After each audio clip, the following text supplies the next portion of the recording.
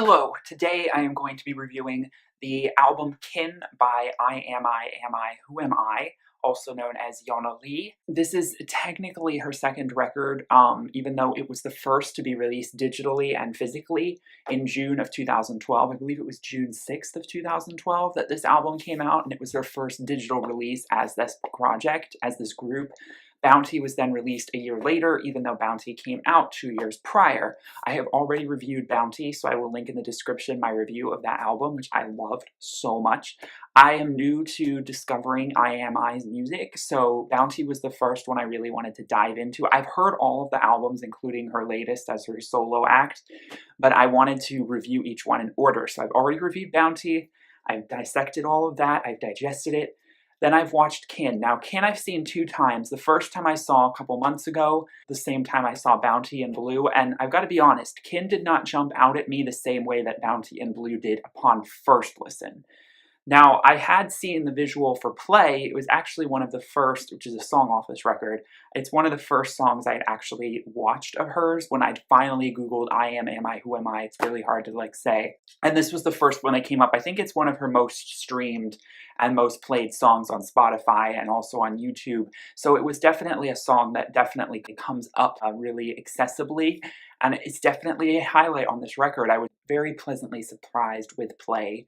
And I will talk about why. But when I finally sat down and I watched the entire series of Kin, at first, and keep in mind this is just at first, I felt a little underwhelmed. You know, I'd already seen Bounty, and there was something about the visuals for Bounty, but also the music. The music was still not very accessible, and it definitely required further listens. That is a staple of a lot of indie alternative music, but especially music like this. Most of it is not going to grab you on first listen. However, there was something about Bounty that was so mysterious and intriguing. It was introducing you to this world. There was so much rich detail in the imagery and the conceptual ideas that Kin felt a little stripped back and minimalist. We didn't have as many locations filmed at. It was a lot of white rooms, white walls, black walls. There weren't so many nature shots. And there wasn't as much happening in some of the videos. A lot of it was close-ups on her face. But now that I've watched it a second time in prepping for this review, which I actually wrote notes down this time because I need to do that because honestly, there's so much that you think about when you're watching and listening to these songs and then you think, oh my gosh, I need to write down what I thought about. I got Kin more. I got it. Watching Kin a second time after hearing several of the songs more so that they'd already kind of sunk in and digested, I really got into Kin, and now it holds a special place in the catalog of her music. I'm not necessarily sure if it's my favorite album of hers. I still think Bounty is so strong, but Kin has something unique and different that definitely sets it apart. And like I said, it is more minimalist. It is, I don't want to say a little bit more dry, but on the surface, it definitely doesn't feel as flavored. But that doesn't mean there isn't still a ton of emotion to unpack and a ton of symbolism and conceptualism that I could make a literal 3-hour video talking about. I tried to research, tons of people write about these videos and stuff on forums and stuff, and I was able to get some information, but unlike with the Bounty series where we had all of this rich metaphorical imagery, like the animal sounds that spelled out Bounty, we had the mandrake myths. Kin didn't have so much of that. I felt like Kin was a little bit more bare-boned, and it was either take it or leave it, like the visuals are what the visuals are, or it was so much more complex and up to the viewer's interpretation that I couldn't possibly find any sort of explanation. So to this day, I still haven't really found a good rundown of Kin. I've seen a lot of people dissect Bounty, and I've seen a lot of people dissect Blue, her third record, but I'd really like to see someone in the comments talk a little bit more about what they think about the storyline of Kin. Obviously, with the album title, I'm getting the idea that the sun that we see in the Y video sort of represents her child, and so I think that this whole album could be about not literally her child, as she doesn't have a child, but it's like the music is her child, and this is about the relationship that she has with the music, or the product that she creates for us. After all, this is the first album that she actually releases as a physical commercial product, and the black album cover symbolizes the black box, which symbolizes the album itself of Kin, and it symbolizes her trying to put herself out to the, this was a little bit more of a commercially driven project. Even though she'd already done Bounty and that was so enigmatic and mysterious, by the time Kin rolled around, she started releasing these videos in February of 2012, and she released them very consistently every 2 weeks up until June when the full album was released. And so there were 9 videos total, plus a very short little prelude. And they all kind of felt very systematic, and it felt much more structured. And also the fans kind of knew what was going on this time around, whereas in Bounty it was all like, who knows what's coming? There wasn't as much of a structure. So we get a sense of structure, we get a sense of a product. And so it's more Jonna Lee, I think, exploring her relationship to giving this product to the world. She started out Bounty and it was just this creative idea and it was this art piece, and now it's become somewhat commercialized. And how does she continue the story? She talks about how all of these albums are one continual story. And at the end of the Clump video, which closes out the Bounty era, we do see this very hairy figure sort of being born. And I still do believe that the Kin creatures that we see, which are these beautiful hairy creatures, it'd be really fun to wear these costumes. They look like something from Where the Wild Things Are. Those children's books. I think that represents, to some extent, this sort of wild, feral child of hers that was created from this project, from her, I don't know, from the creativity of it. I'm not entirely sure. It's hard to grasp at. And so at the beginning of this story, and I definitely feel like Kin is a stronger album in the front half. I feel like the second half, at least sonically, we start to downturn a little bit. It starts to get a little bit repetitive, not so interesting to me, before we pick up with an amazing closer. But she's interacting for the most part with these very hairy creatures, and they're either chasing her or she's chasing them. It's hard to kind of discern, but it sounds as though they kidnap her from her apartment or where she's living in the city. They take her to the forest. She plays with them in the play video, that iconic scene. And then she decides that also she wants to assert her dominance over them. So in due order, she sort of talks about how she won't be played with, ironically, talking about play. And then the creatures are suddenly disintegrated into dust, and she's all by herself. And now she's kind of trying to figure out and reckon with her own mind and her own life. She goes to a desert. I think they filmed some of this in the southwest of the United States. It looks like she's by some canyons at one point in the Kill video. So she goes all over the place. So before getting too much more into that, I am going to go through each song and talk about the song, talk about the lyrics, talk about the visuals, what I think about it. But that's just sort of my understanding. It's very vague, albeit, of the sort of story arc. Obviously, this ends with her presenting the product of the album sold in this little black box, and she's shown singing inside of it.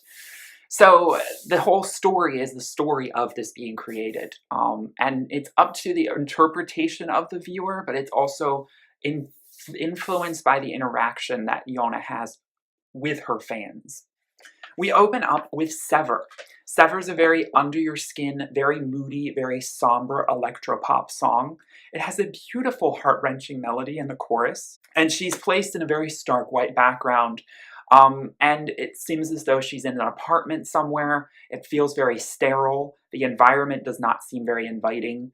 And it feels, at least in some ways, that she's a prisoner, that she is trapped. And this hairy creature is her cellmate, or it's a part of her mind that she is encountering, interacting with. The video ends with her dancing with it, but then we also see very cleverly that she's actually dancing by herself, representing it actually is all in her mind. Might look so grand from a distance that you need to touch. It gives a vision of the simple, but it isn't much. I won't be fooled by its touch or emotional supply. The scent of the fair and a heavy allure will dry. The cold and the bare, grasped so delicate by one's eye, is why we can't ally and elope to rye. Boy, that's a lot of rhymes thrown into one stanza. Oh my goodness. Almost forgotten the way we used to live for play. To be accepted, I must blend into convention's way and sing in universal ways. These are very abstruse lyrics. I get a feeling of a very sort of torn, forlorn and jaded reaction to something not appearing as it actually appeared to be. I won't be fooled this time by its touch or by its presence. And she also talks about blending into the real world. I do get a sense of her, possibly severing herself from reality, from the metropolis of the city, and this song being about how she realizes she can't live in the city, and that's why she's trying to escape with these hairy creatures back into the forest. This is me sort of trying to make sense of it. Beautiful, beautiful lyrics. Drops is the most electronically propulsive song on this record. It definitely doesn't let up, and I love that about it.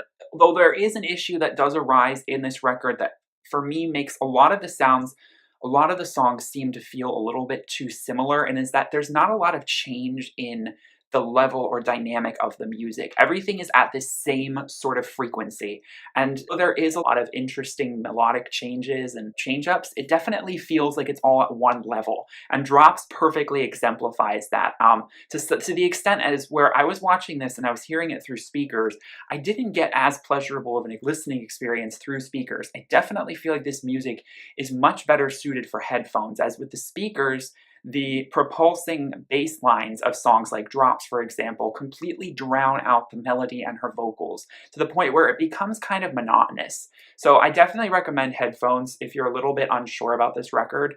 Several of these songs definitely are better suited for that. And I love the imagery of her falling, literally dropping through the levels of the apartment as she sinks into this hairy creature, and then they all come and surround her and take her away in this car. Give up, let down, can't believe what I've found. Keep quiet, be silent, these words from your mouth. Build up from ground, wipe clean of your frowns. Turn around before we run aground. One more wrong, costs you all. Sticks like glue, obstructs my view. Again, at first glance, these lyrics can just seem so vague and yet at the same time oddly specific that it's hard to decipher them. I get it. I get the idea of wanting to start an adventure, wanting to explore, but also at the same time consistently frustrated by, that one more wrong, constantly losing everything when you're trying or you're risking. There's a risk element to these songs. There's also a sense of anxiety, and I wrote anxiety down for a lot of these songs as a word that was sort of coming up to me as I watched this for the first time. These are anxious melodies. These are melodies that are very scared in some ways, except for a few songs. And I do get a very anxious feeling from this song, and it's definitely added to with the video where these creatures are coming in around her. You can definitely feel the closing in of the space, like the claustrophobic nature of the song in the production and in the visuals, and also in what the lyrics are talking about. Thin line to walk, no time to stop. This life you glorify a waste of time. I mean, these are like hemming in your inner, your inner thoughts crawling in and trying to, freak you out to some extent. This mental claustrophobia. We come to Good Worker. This song was kind of cute to me. I don't know if it feels just like a little bit more like a song that maybe the creatures, the hairy creatures, it feels like an ode to them as they carry her through the forest. And there's some beautiful cinematography in this video of her being dragged. I think it's a very beautiful concept. I love the shot of her eye and the reflections of the forest in the eyelid and in the iris. It's so beautiful. You make a neat and tidy house, a good worker does, opinion of labor's men, as capable as trust. From a lower point of view comes the underlying truth, keeping yourself unaware, comforting we know you care, locking out your inner man, recognizing time is plans, ready for some further use, denial is a virtue. I make a good and steady friend, a companion through life, but who am I when all I am is your designated wife? So we're getting domestic now. We're using an allegory or metaphor of a relationship that's possibly not going so well. I'm a good worker. I keep up my end of the bargain, but are you keeping up yours? That's sort of what I'm getting from this. From a lower point of view comes the underlying truth. When you look beyond this happy facade of a neat and tidy house, things are not so grand. Things aren't going so swimmingly. And there's some beautiful backing vocals that come up in this song, which I definitely love. I think this song employs the backing vocals beautifully. And like I said, it's still such an anxious song. I mean, you can literally feel this unknown sort of what's happening next feeling to these songs. And of course, the melodies are unconventional, so you literally don't know what's coming next. Play is the highlight song on this record. It is definitely the best, and it was the first song I heard that introduced me into the whole album. This is a legit Cocteau Twins inspired song. I love all of the vocal layering. I love the production. I love the crescendo and decrescendo of the beat and of the production and the synth layering.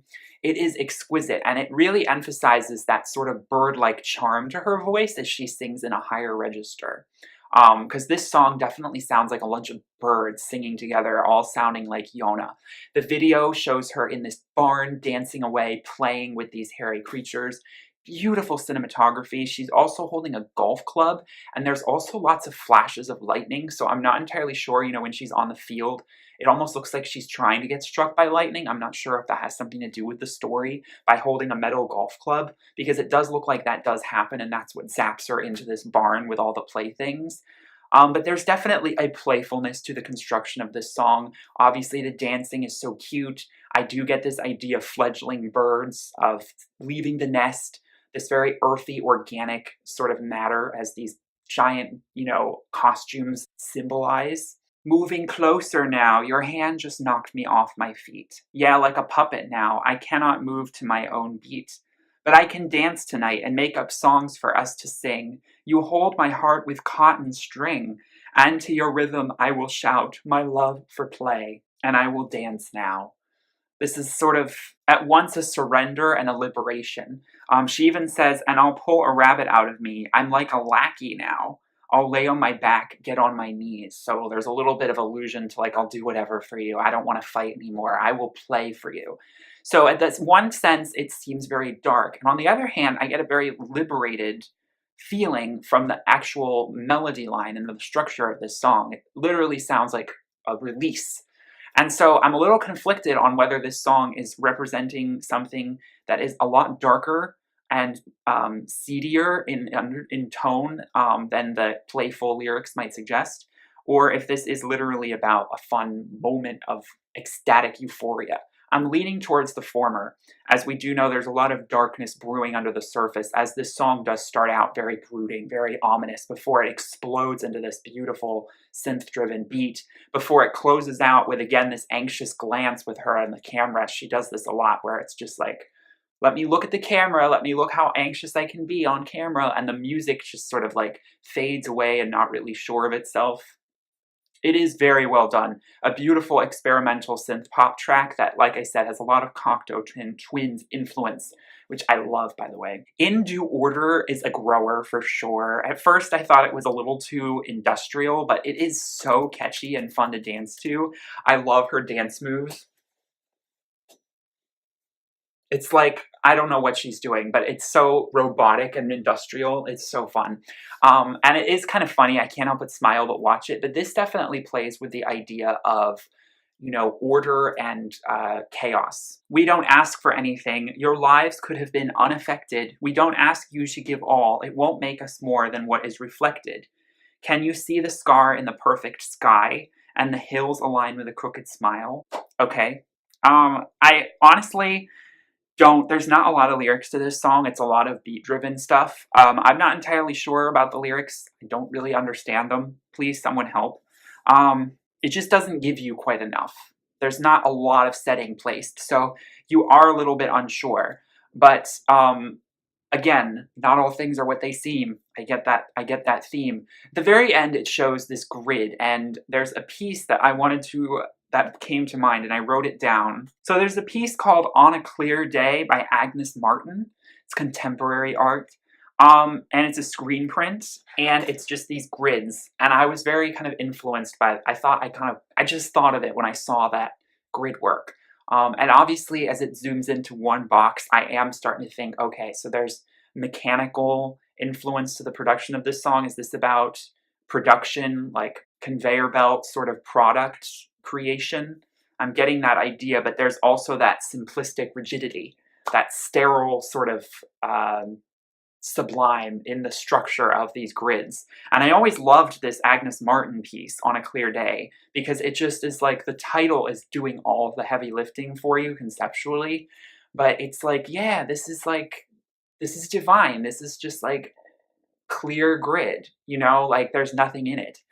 I don't know how else to explain it, but that's just how I get what I get from this song in due order, which is also about, you know, it has the word order in it, which doesn't necessarily mean that it's about placing things in a specific order, but it is about, like, to some extent, order versus chaos. So anyway, that's my interpretation of it.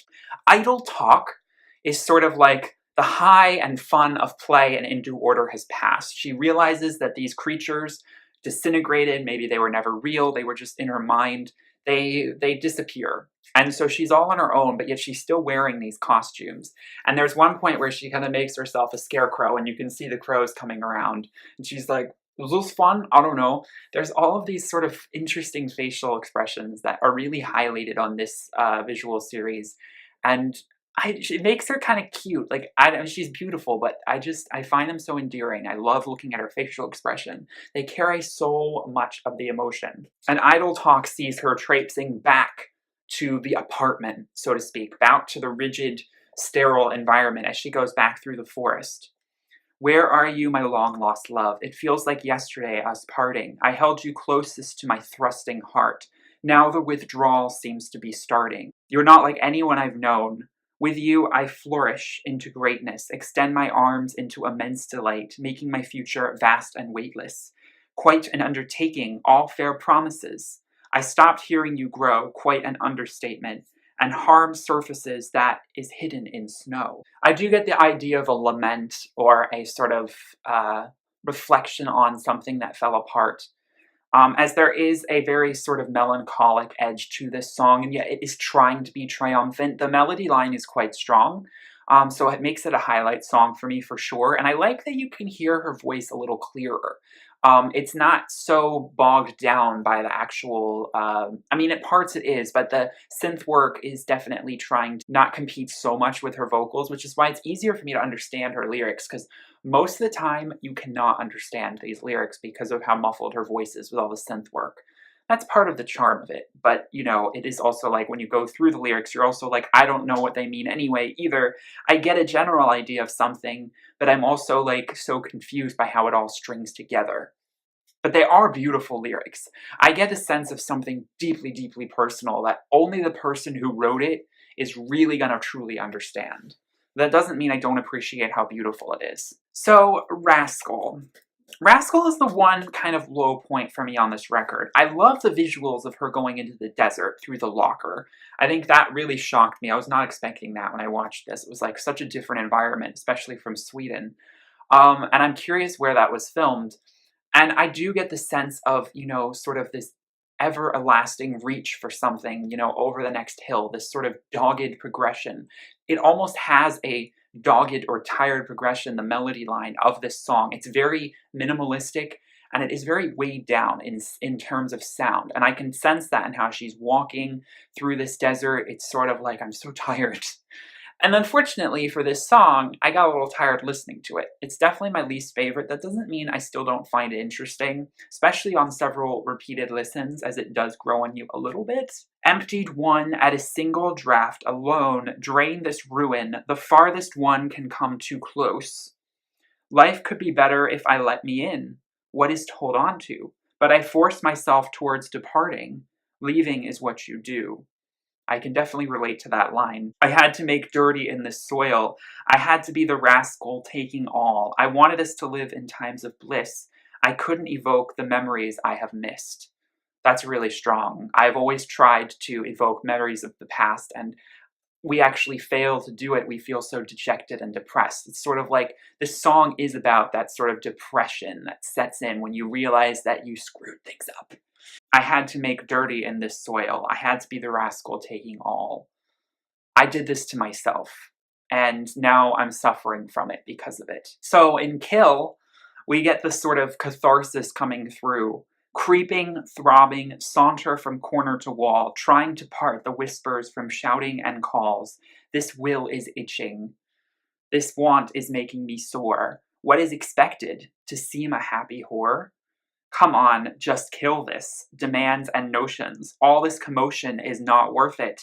Come on, just give this a second coming. An age is dawning with all smiles and laughter. Just kill this depression. I get a sense, especially at the part where she's locked away in the in the locker, and she's literally just like, just kill this. You can hear it and see it in her voice and in her facial expression. It's so simple. Why is it so hard for me? I should be able to rise above this wave of depression that came over me. At this one point, she dives into the water, and I take that as sort of this symbolically meaning her diving into her music and releasing it into the digital world, the ocean representing digital media and the internet. And this stage, you know, she's gone to the edge of the earth for her art, and she's tried to construe all of this stuff that's happened in her personal life and in her mind, and it could drive her insane. But she has to ground herself at the end. She has to bring herself back because there is something to live for. There is something like creating this art and giving it to people. And so she dives into the ocean and releases the goods. I love at the end how she's standing in this white box, a little bit like a Barbie doll, like just sort of marching in place. And on the other side, we can see behind her that she's actually in the window of the apartment. But when we look at it from the forward, it looks like she's against this white, sterile environment.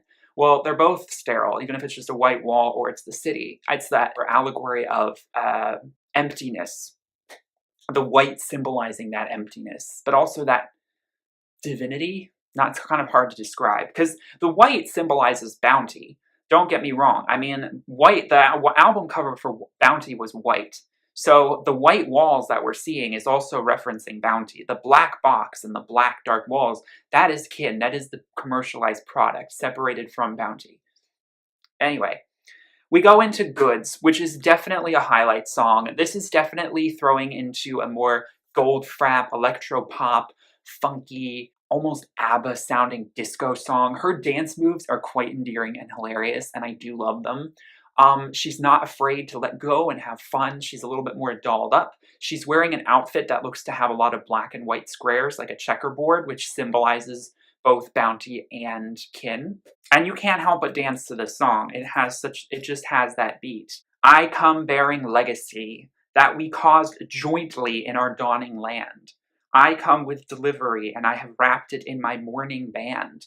Mourning band. Gosh, this is so interesting. What does that mean? I bring you my history that I expect your tender arms around. Give it love and think of me. These are the letters from our compound. Now we've found the cure, returning to the shore. Change is always given to the searchers who explore. And so we camera pans out and sees her rotating in this box. Therefore, the product, the goods have been delivered. As she sings, I come with delivery, and I expect you to wrap your hands around it. Your cup is brim full, sorrow-stricken with a smile. It's like, I'm sad, but I'm gonna dance. There's this happy sad that comes across from so much of the music, and that comes through in songs like where she's dancing and play. It's supposed to be playful and fun, but she looks so depressed at the same time doing it. And when she's dancing in the box and goods, it's like, I'm gonna put on a smile and I'm gonna be this fake thing for you, but I'm actually really sad. And that's what makes this such a weighted project. And like I said, there's an anxiety to it. There's a depressive era to this. I mean, that's not to say that her music isn't all dark. Trust me, it's dark stuff. But there's something about Kin that it's definitely, I don't really understand the story still fully. I mean, what I've described is how I kind of understand it so far. I would love, love, love to hear more people in the comments give your thoughts, because you've been sitting with this for a lot longer than I have. I only fully got into this 2 months ago, so I'm still digesting it all. I mean, if I'm just judging by the music, my favorite songs definitely play, Goods, Drops, In Due Order, and Sever. They definitely stand out. The few negative things I would have to say is there is a little bit of a monotonous quality to the electronic production. There's not as much of a change up sometimes in terms of the way, you know, I'm not saying I want big drops or anything, but I do like things to sort of crescendo and decrescendo a little bit more in terms of pitch and dynamic. I think that everything sort of is at one level a lot of the time, and it does become a little bit harder to distinguish certain songs from each other, as some melodies are stronger than others, but I do appreciate the experimental nature of all of this music. And it definitely has some very interesting lyrics. I'd say definitely the lyrics are a step up from Bounty in terms of being more enigmatic and yet at the same time more personal. I feel like Bounty's lyrics were actually a little bit more accessible. And I feel like these lyrics are purposely made to kind of really get you to think to the point where you're just like, you know what? I understand a vague emotion. I'm not going to go too much more than that into it. And I've talked about this with other artists who have very, you know, enigmatic lyrics that I don't like to spend too much time deciphering them because it's a little besides the point. These are meant to be poetic and descriptive and oddly specific and yet oddly vague at the same time. So that's sort of taking it with a pinch of salt. So obviously, again, I'd like to hear your interpretations. I will review Blue. Now I have reviewed Bounty and Kin. I have a lot of good things to say about Blue. And I'm going to review her In Concert series from 2011 because I watched that like a month ago.